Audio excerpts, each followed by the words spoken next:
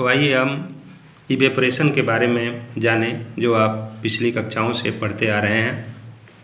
The process of a liquid changing into vapour even below it's boiling point is called evaporation, यानी वाष्पीकरण।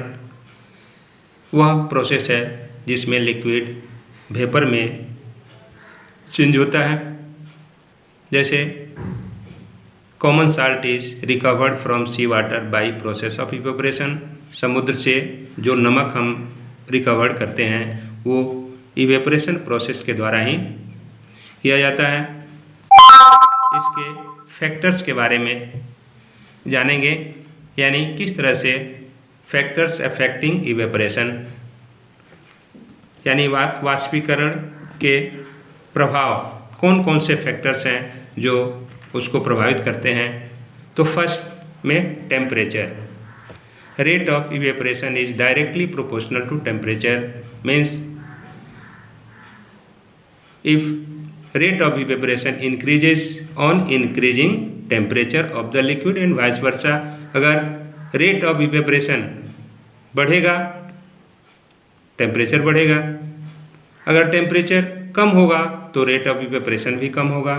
यानी जैसे आप देखते हो कि गर्मी के दिनों में अगर आप कपड़े बाहर डालते हो तो तुरंत सूख जाता है, यानी उस समय टेम्परेचर ज़्यादा रहता है तो कपड़े के अंदर जो वाटर होते हैं वो तुरंत इवेपोरेट हो जाते हैं। वहीं ठंडे के दिनों में जल्दी कपड़ा सूखता नहीं है, यानी उस समय टेम्परेचर कम रहता है। दूसरा, surface area of the liquid. Surface area of the liquid यानी rate of evaporation is directly proportional to the surface area of liquid. The rate of evaporation increases on increasing the surface area of the liquid and vice versa. यानी अगर हम liquid का surface area बढ़ा दें तो rate of evaporation बढ़ जाएगा, अगर कम कर दें तो रेट ऑफ इवेपोरेशन कम हो जाएगा।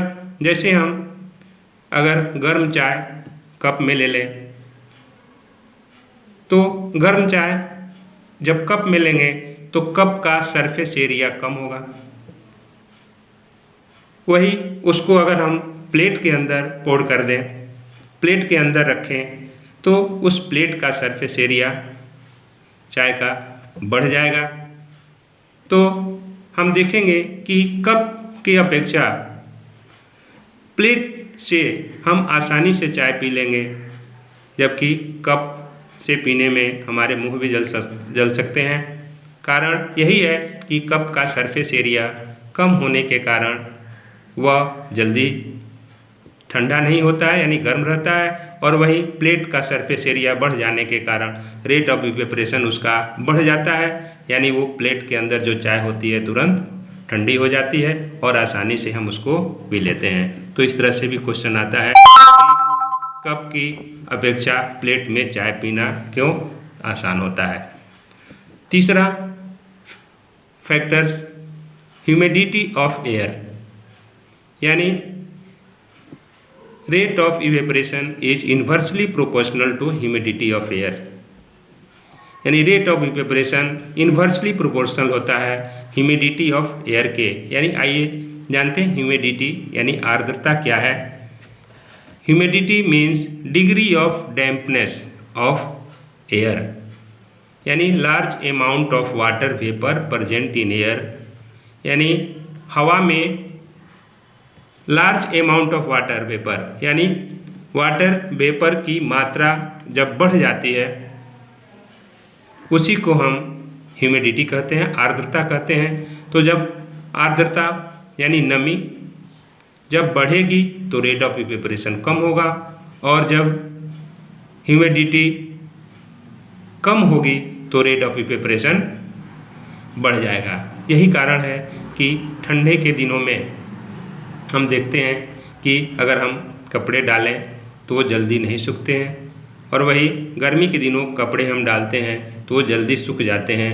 यानी गर्मी में ह्यूमिडिटी कम होती है और जाड़े में ह्यूमिडिटी बढ़ जाती है। गर्मी के दिनों में जो शरीर में पसीना होता है वह आसानी से इवेपोरेट होता है और हम ठंडा महसूस करते हैं अपने आप को। कंफर्टेबल महसूस करते हैं। इसलिए ऐसा होता है क्योंकि गर्मी के दिनों में ह्यूमिडिटी कम होती है और ह्यूमिडिटी कम होने के कारण इवेपोरेशन फास्ट हो जाता है, यानी जो पसीने होते हैं वो तेज़ी से इवेपोरेट हो जाते हैं। When the humidity of air is high, then the rate of evaporation is low and water evaporates very slowly। वही जब ह्यूमिडिटी हवा में ज़्यादा हो जाती है तब रेट ऑफ इवेपोरेशन कम हो जाता है, यानी वाटर बहुत स्लो इवेपोरेट होता है, जिसके कारण आप देखते हैं कि जो गीले कपड़े होते हैं बारिश का समय या जाड़े का समय होता है, यानी ह्यूमिडिटी ज़्यादा होती है तो उसको सूखने में ज़्यादा समय लगता है, यानी जल्दी सूखता नहीं है। Fourth factor wind speed. Rate of evaporation directly proportional to wind speed. अगर विंड स्पीड बढ़ाते हैं तो रेट ऑफ इवेपोरेशन बढ़ता है, विंड स्पीड अगर कम करते हैं तो रेट ऑफ इवेपोरेशन भी कम होता है। जैसे अगर तेज़ हवा चल रही हो और हम कपड़े बाहर गीले कपड़े रखते हैं तो वह जल्दी सूख जाता है, वही अगर हवा न हो और कपड़े अगर बाहर रखें तो वो जल्दी सूखता नहीं है। यानी the rate of evaporation of a liquid increases with increase wind speed और वाइस वर्सा।